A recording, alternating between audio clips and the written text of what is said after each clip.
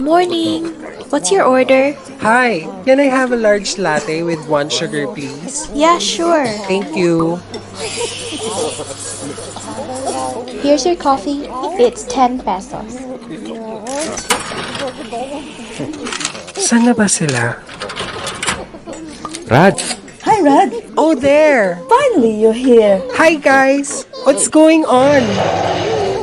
Mga mare, anong latest? shall we start? Uy guys, alam niyo ba?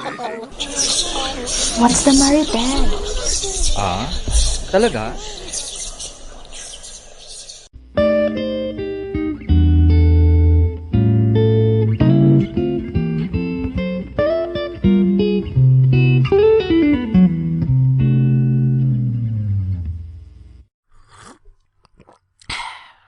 Hi, everyone! Kamusta kayo? Hello. Happy Independence Hi! Day! And It's yeah, happy June 12. Independence Day to you. June 12. Ang ganda na taon sa Sunday. Ating Independence Day. Hi everyone! Welcome to our first episode here at uniTEA Podcast. Welcome, Yeah. guys! Yeah. Thank you very Yay! much for having us. So, who's with us, Rad? Well, of course, we have Madam Ra. Say hi. Hi Hello. everyone! Hello! And Miss Marlu, thank you for joining us. Thank you. Hi, thanks for inviting me. You're always welcome, by the way. Correct. So, And nandito si Vikay. Vikay is sick or not well, so she's our audience. One audience. So, Yeah, let's have makikinig lang fun. siya. Kahit na isa lang ang audience natin. correct. Okay. Ano first topic natin? So, we will be discussing the latest ganaps that This happened week. this week, 'di ba? Yes. Actually, napakarami latest ganap eh. Ang Correct. dami nga. Sobrang Ang dami. dami. And hindi pa Ang nagsa-start dami. officially ang unit team niyan, ha? Oo. Oo. At sobrang sipag na ni President-elect Bongbong Marcos. So excited really for the next year, for the next 6 years. Yes, so he started working. Working president na siya. Well, president-elect, I guess. Yes. Oh, exciting nga eh. So, what are your thoughts yung new cabinet members that he appointed this Mhm. week? Actually, for me, maganda yung lineup niya eh. Mga technocrats talaga. Tsaka mga working people na to, regardless of your color. Lalo na si Mr. Jokno.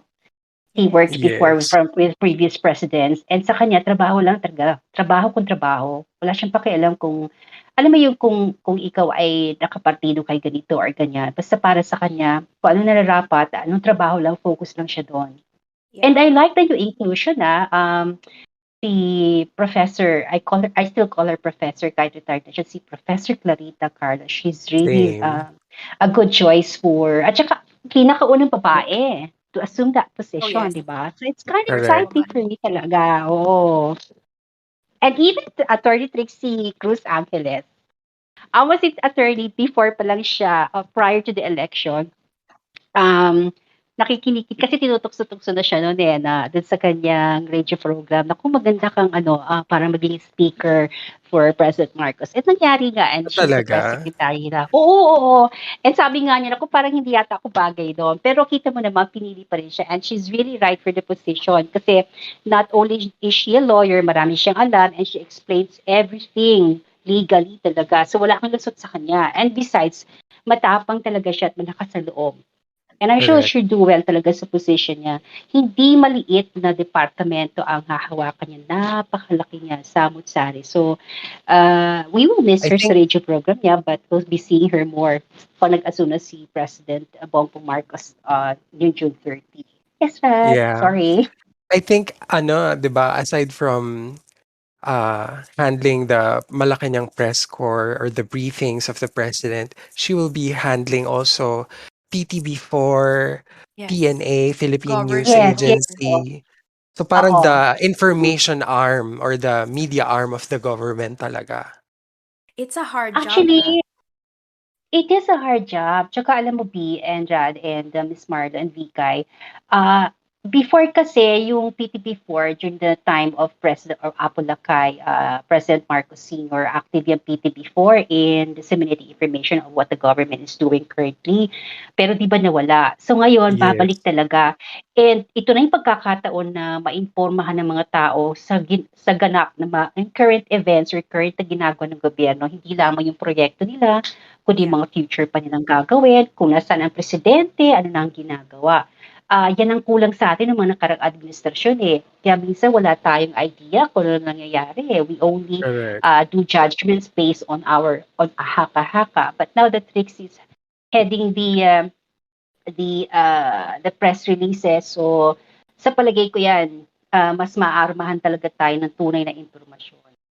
What do Yeah. you That think? would be ano, that would be a nice topic later on if we're going to talk about information dissemination as well as the very controversial seeming rivalry between journalists and bloggers. But let's go back Yes. to the Yes, yeah, yes. let's go back to the ano, to the cabinet members, designate cabinet members. I think I think, Rad, Professor yes, yeah, if you also look at his lineup, you can also see that yes, he's serious about continuity. Yes. yes, Aside very from important. retaining, yeah, certain cabinet members of PRRD, his choices are inclusive, and you can Yes, really see that they are all experienced. They're at the top of their field, and Yeah. that's why it's so I, exciting times ahead. You know. correct, correct. Parang I sa think unang araw pa lang may nakikitang may gagawin ng trabaho sila kaagad eh 'no, handang-handa na. well, that's what they did, right? I think it was last week that uh, PBBM held a meeting with his economic team. Yes, he did. From one of the interviews, I watched an interview kay ano ba 'yun, I forgot the name. Sino ba yung DICT natin na papasok? He mentioned that during the meeting, PBBM or Bongbong Marcos said that he doesn't want to waste time. They have to hit the ground running. And Yes, they don't really have time to experiment. So I think that's the reason why they're meeting together na para pagpasok pala ng day one, kailangan ratsyada na. Hindi niya ayaw yes, daw Yeah. yata niya ng mga ano, yung mga on the job training, assigned persons to this job tapos doon pa lang nila matututunan. So pinipili talaga niya. So, ako I'm quite happy with the selection. Of course, as well as yung bago nating Justice Secretary, which is si Boying Remulla. And you know Boying Remulla, matapang din ang loob niyan eh. So, we're looking at marami tayong revamp na makikita siguro sa pagdating sa hustisya natin. So, that's something that I'm really looking forward to. yes. I think ano, I sorry, Rad. Yeah, go ahead. Yeah, I watched ano, both interviews yesterday of Professor Carlos. And I was ano, Mm, impressed that aside from, the usual topic about military security, national security, she was also able to remind everyone that when you speak of national security, it also includes economic security, food security, Human security. basically human security, yes. correct? And Mm, that's mm, a refreshing take, 'di ba? That for the most part nakakalimutan natin. For the most part, w we tend to forget na, oo nga 'no, part of national security is for us to be really secured as human beings in the sense na when it comes to our, privacy, to our person, to our food, to our health, et mm. cetera. So it's just not like Uh, one aspect of it all, pero it encompasses a lot. Y I like that. yes. Maganda yung take ni ano, Kasi Professor this is sabi Carlos. niya actually this is actually yes, go in ahead. line with PRRD's 12-point national security agenda, if you remember. Oh, okay. Yeah, bale, it includes everything, from as you said, food security to terrorism to because when you say national security, the first thing that comes to mind is just security, like security from foreign or local terrorists or Yes. aggressors, 'di ba? Yeah, But yung Yes. mga we threats, yes. yeah, we fail to see that it also includes like basic utilities, for example, Yes. or yeah, transportation or Food, telecommunications. yes. Food Yes. Yes. security. Mm-mm. Sabi ni Professor Carlos, yun ang parang goal niya is to bring down the, what do you call this? Yung to bring down the national security issues to the level of, mga Pilipino na maiintindihan nila and at the same time will have a great impact on their lives.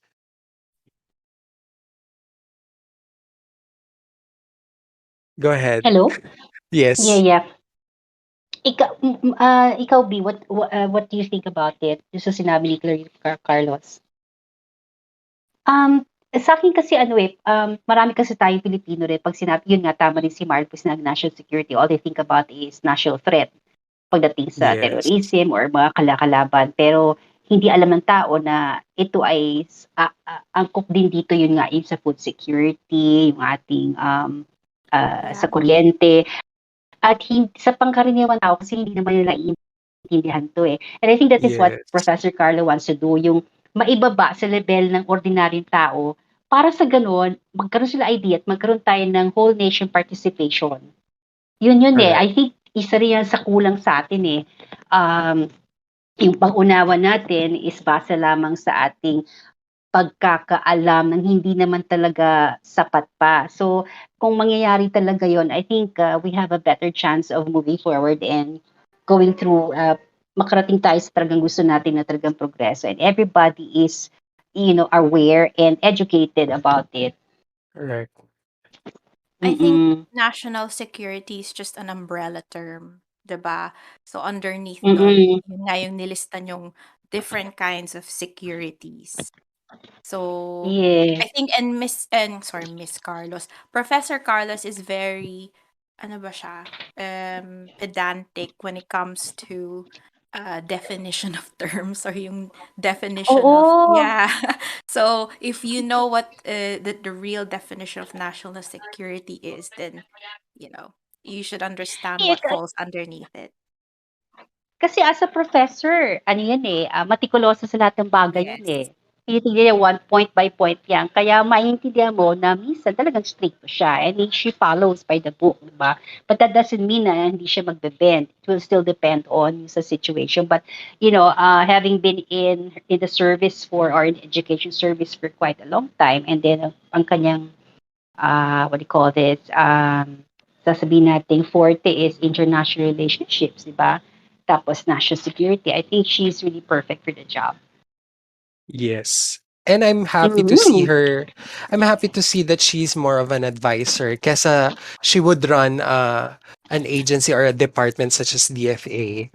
Yes, yes, yes, Yes, we yes. need the brains kasi yung parang yung DFA ba yun? Yeah, yung DFA parang okay, let's just give that to the military. Yun yung muscle. Tapos we need Alam the mo yun siya yung brains. And hindi also be her experience. It's not just Yes, about foreign policy. it's Correct. a lot. Diba? She was head of the National Defense Yes. College. College. Yes. yes, Mm-mm. She's yes. perfect for the job. And for the fact That's na right. ano siya, she will really be a very good advisor to President Marcos. Alam mo yun, hindi siya yung magiging atente yung mamba-block or magiging obstructionist kumbaga. Alam mo Mhm. nando'n parang nanay, kumbaga. So, Well, in maganda in yung her aura para interview sa akin, oo. yesterday, yeah, well, in her interview yesterday, she said that mas marami ang mga bagay na they agree with each other kesa sa hindi. So I guess that's a good start for them for Yes, yeah. between A good PBBM indication, and oo. Professor Carlos. So any other cabinet members you want to discuss, or we should go ahead to a more exciting topic about persona non grata. Yung we need to talk about that chismis. Marites pala, Chismis na naman. marites. Oo. Marites. Marites. Okay, Sige, pero one from point before we move on to the next yes, go topic, ahead. sa mga nakikinig lang, makakapakinig dito, may mga tao tayo siguro hindi natin tipo siguro sa cabinet ni President Marcos. But, he's the president and he knows what he's doing. He knows Yes. what he wants to do. So we just have to give this guy, people, a chance because if they fail, we also fail. So, magkaisa and then let's just support them. Of course. Yun lang. Thank you very much. Chismis na tayo. Sige. Yes. From a very serious topic to Marites real quick. Oo, maganda yung mga Go ganyan ahead, marites eh. D. Yes. So, ano nangyari kay Direk Darryl Yap and I? Naging persona non grata na sila or what? How does that work in um sino ba nag-ano Alam mo, na nagulat ako dyan. Bigla na lang may pabla? ganyan. Hindi ko nga alam ano ba nangyari na bigla na lang ako merong issue na ganyan. Hindi ko alam So, kung saan nagsimula. counselor siya, diba? Is it Ivy Lagman? Yun, siya ba yun? Oo, Yeah, I think she's the yata, daughter. The daughter daughter ba of Pamangkin pamangkin? ba? Lagman? Alam ko Siya ba yun? hindi ko sure baka pamangkin. Basta I'm related not kay sure as kay well. Edson Lagman, oo. Yeah, I Yeah, think Mm. daughter eh. I think so So, too. yeah, naghabla siya na yun nga, persona non grata si Darryl Yap and I because of the seal they used in a satire skit. But did you see the seal? It was similar, but it was not. The logo was not the same. Exactly. It's Actually, tweaked. walang problema sa seal eh. Hindi naman nakakasira sa government ng Quezon City. Kasi wala naman nakalagay doon na Quezon City government. Yeah, it's not like the Nakaporma QC, lang may nakalagay neutrality. na QC. Oo. Meron ba? nakalagay, meron. O, hindi. Palagay mo na may nakalagay na QC. KYUSI. Yeah. Okay. But it was a satire nga.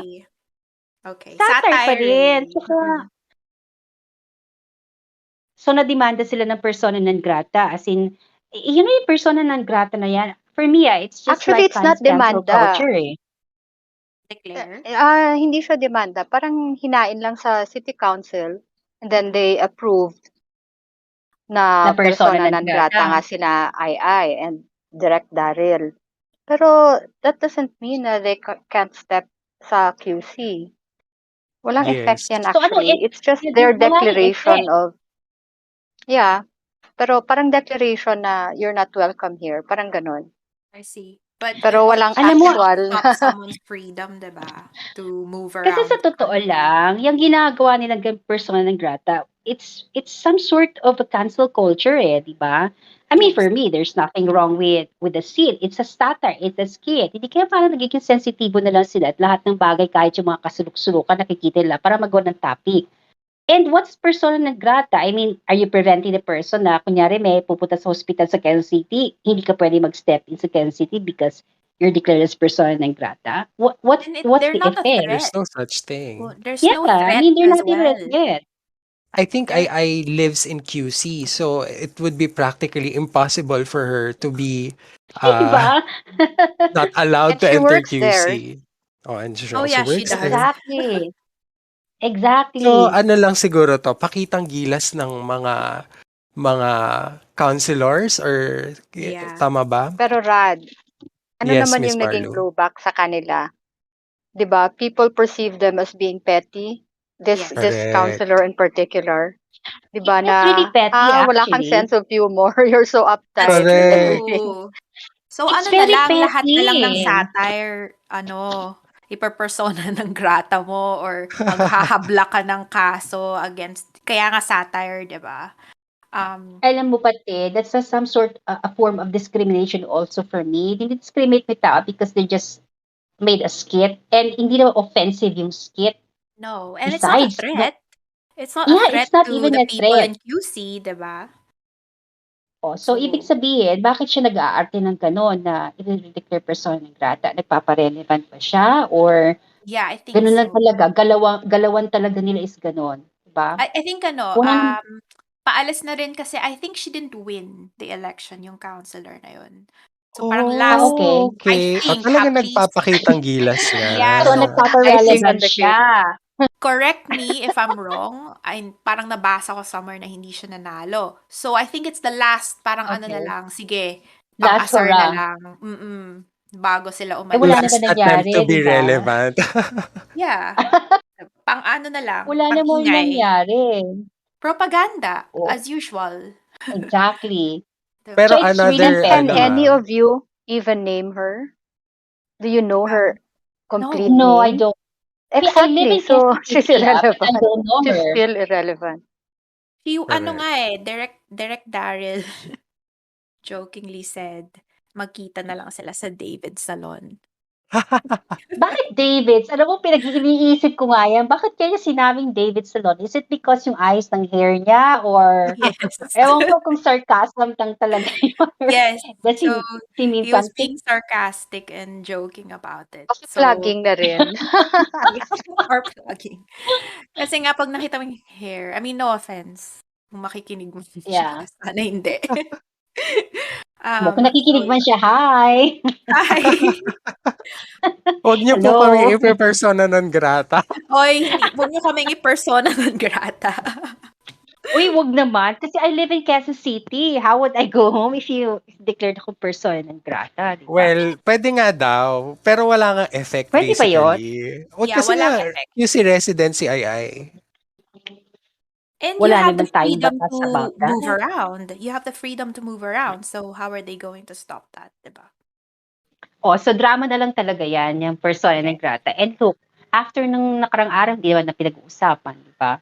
I think Yeah. wala na yata yun isang araw eh. So, Well, bye-bye na sa natabunan because Ay, may isa pang another. issue si Direk. Yes, natabunan Ay, kasi dahil oo. sa panibagong issue ni Direk Darryl Yap. Kwento mo hindi ko And rin. it, alam yan. hindi mo Chismis alam. naman. Oo, Ano yun? chismis na naman. Hindi ko Unit. alam.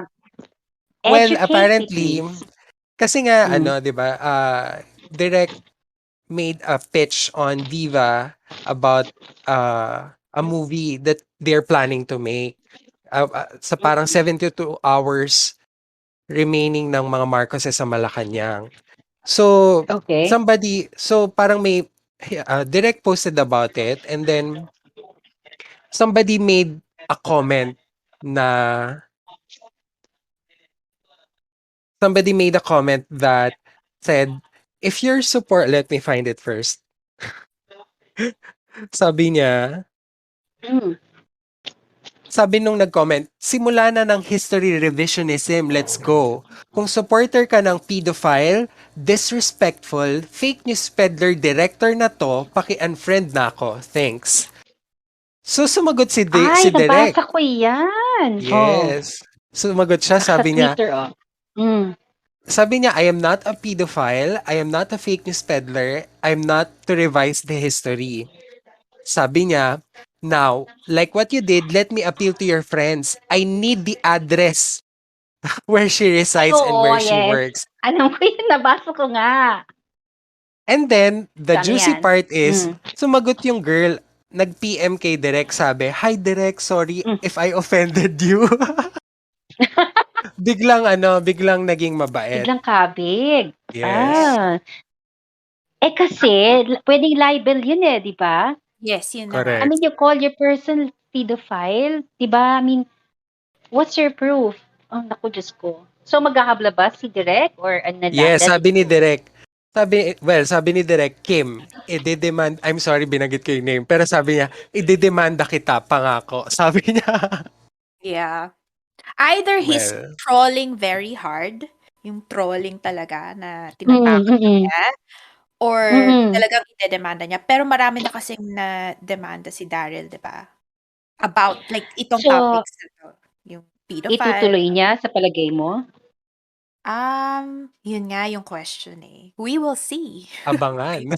Pero Ako, bakit my naman natin personal opinion is, Hindi. Yeah, Marlo. Hmm, Kasi sino ba hindi. to siya? Sino ba tong, unless influencer ba yan? Yung Hindi. nag-comment? Or, Just a hindi naman? normal. No. Parang normal lang na ano. Eh, pa siya? Parang may konting following siya. Pero Yung 'di ba, kasi if we let people go nang hindi talaga nape-penalize 'yan, 'di parang nasasanay lang naman din iba to call somebody like this. Dahil kasi pababayaan lang, 'di ba? Someone be taught a lesson too. Ewan ko, nako. I mean, that's just my opinion. Even if let's say may konting followers ka, you said na pedophile ako. So, mabigat 'yun, pa. Mhm. And calling someone pedophile, 'di ba, hindi naman tama. Hindi Yan talaga. kasi minsan yung bugso ng damdamin, 'di ba? Kaya pagka hindi mo napigilan katulad ni Mr. Enchong, o ayan, he's facing a criminal charge. Yan, yeah. So, ewan ko kung ano ng balita do'n, pero ang balita ko parang hindi nakikiusap pero ayaw yatang pagbigyan Yeah, ng mga nabasa ko rin. members ng ano ba yung party list ni No. Madam Claudine. So, ayaw pagbigyan. So, ayan, Yeah. mag-ingat-ingat kasi mga iba diyan kung basta-basta Gamper lang siya party list, di ba? magsasalita. Yeah, oo, oo. Oo. Pero kung tuluyan niyo ni Darryl, well, good luck sa'yo, girl. I hope you learned your lesson. And Anyway. I think it will be an example para Ang dami kasi sa ma-warn din Twitter yung iba. talaga. Ang dami talaga. Oo Even on naman. Facebook. On Facebook. Pero Sa but you know Facebook, what? hindi ko alam. Libel ba? Cyber libel? Sa Philippines lang pala yun, crime. In other countries, it's Oo. not. Mm-mm. So, criminal, So, if I siya. call you siraulo or mentally stable ka, hindi crime yon, hindi civil crime yon, or Yeah, hindi siya crime sa ibang countries. Pero sa Philippines, crime talaga ang libel. so ibig sabihin dapat pala yung mga tao hindi na lang sa ibang bansa gawin nila, huwag lang dito. Eh, di ba kaya nga yung ibang mga journalists, ang lakas ng loob kasi nasa ibang country sila. Kaya nga Malakas. that has to stop really, yung mga ganyang klaseng pagne-name calling. Kasi in a way you're discriminating. And for me again, Si I'll repeat the word, it's also cancel culture. Diba? who's that journalist who lives, Hong Kong ba yun? Can we name names here? Baka Ay, malibel wag ako. na. Oo, wag na, malalibel tayo. Baka malibel ako. Hindi kasi di ba ang lakas ng loob nila Pwede because they're initials? living somewhere. Pwede initials. R. Ay, Ibang MR yung nasa kilala ko isip ko. yata yan. Taga dun pala siya. Naku, Yeah, she doesn't live in the akala ko, Philippines. taga rito siya. Well, she was, pero she lives abroad kasi nga ano international yung news outlet na pinagtatrabahuan niya. So, yun. Mm. Malakas Kaya siya pala mag-loob. she has the guts, no? Yeah. Kaya ganun. Kaya mag-ingat-ingat pagka ganyan. Minsan hirap talagang pigilan ng damdamin eh, di ba? To the point, minsan sa Facebook nga may nagmumura pa, alam mo yon. Hanggang sa magsalita na ng wala nang kakwenta-kwenta, they don't know that yung kanilang bibig will get into trouble. Ganyan talaga sa social media. So, anyway, kung itutuloy man yon, well, good luck to you, whoever you are. So, I hope you learned your lesson. so sino-sino nag-visit kay President-elect BBM, na mga ambassadors and dignitaries the past week. Ang dami actually, parang biglang sabay-sabay sila, no? One after the other. Hindi ba yung nararamdaman parang napaka-positive ng vibes? Kasi nung nakita ko yan sa news lately, tas halos araw-araw may bisita siya na mga ambassador. Parang ang gaang ng pakiramdam ko. I mean, it's ushering a very positive life for us for next 6 years. Yung napaka-positibo. Everybody seems to be cooperating with the new president. So, Actually, for me, maganda. positive and negative. Pero kwento ko sa inyo Huwag mamaya. naman. But Positive, negative. well, positive because obviously, ang saya. Like, everybody is showing respect and, recognizing him abroad, all over the world, na siya yung nanalo. But because, was it yesterday, may news na, ano, Mm. na, hinahanap ko lang yung news, sorry.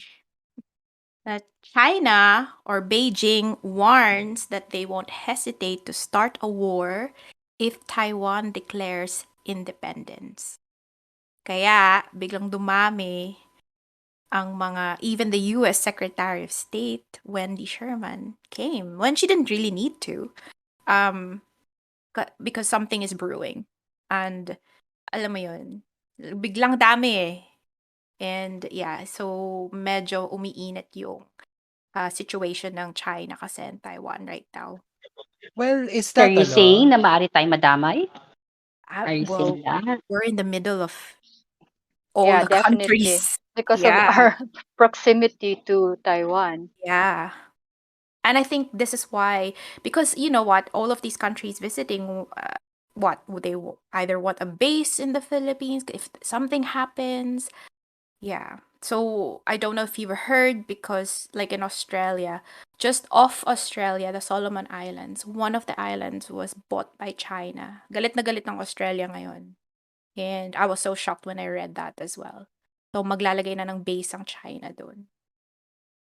So that's a worry for I Australia. see. So that's your that's where you're coming from. Kasi Yeah. ako, I was just expecting na, Courtesy call, sorry. ganon. Yeah, I was just expecting na it's normal for these countries to visit or to pay courtesy to the incoming president. But then, yun pala, there might be an angle like that. Mm. I think it's both. I mean, courtesy call, diba, the usual.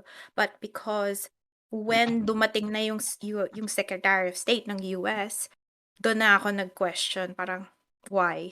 Tapos after nun, I think the day after, may awards pa yung Philippine, China, No, it's like a understanding. celebration of the Philippine-Chinese relations, if I'm... Yeah, but it's like, alam mo yun, everything at the same time. So parang are Mm. all the countries nang liligaw, 'di ba? Ako naman, it's natural lang naman talaga lahat naman ng mga ambassadors dito and then representative other countries talagang they will pay visit to the new president. Kasi obviously may mga kanya-kanya na mga agenda yan and some of the agenda they would like to continue work with the new president. As far as the United States is concerned, lagi naman sila may visit talaga kung sino nanalo. Now, with our involvement with Taiwan, there is a possibility kasi proximity natin. Pero, yung kasi policy ni Bongbong Marcos, hindi ko lang saan ko narinig na interview to, which kung isang gabi or before pa, na we will continue to thread on our own policy, separate talaga what will be good for our nation. Doon tayo papanig. And sabi naman niya, ayaw niya talaga ng gera. So as much as possible, kung mangyayari yun, ayaw niya tayo ma-involve. Kasi sino ba naman tayo kung makikipag-involve tayo, di ba? I mean, wala naman tayong capability. So, sa palagay ko, para sa We akin, don't hindi want naman to be siguro dahil doon. Ukraine. We don't want to be Ukraine, 'di ba? So, But kailangan, slight Palagay ko, correction hindi lang. siguro. sorry Marlu. Yeah, slight correction. She's actually the Deputy Secretary of Yeah, State. Deputy Secretary. Sorry.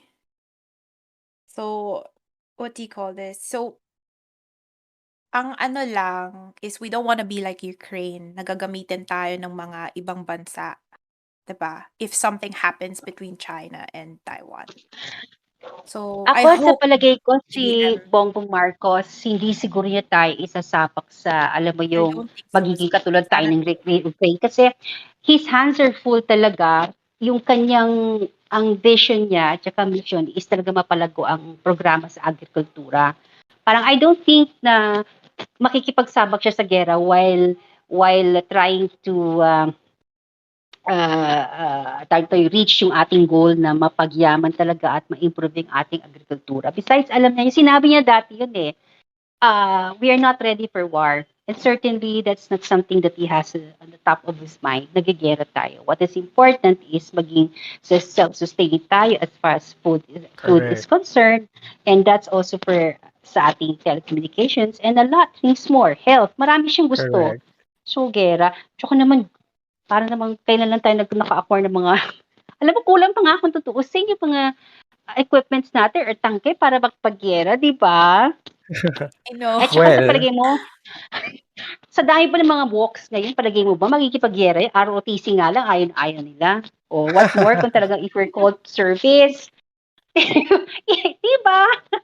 Yeah. So, I don't think So, so. I think it was sana just a talaga visit. ituloy niya yung enemies to none. I think what friends to everyone, enemies to none, parang ganun. I correct. really hope so.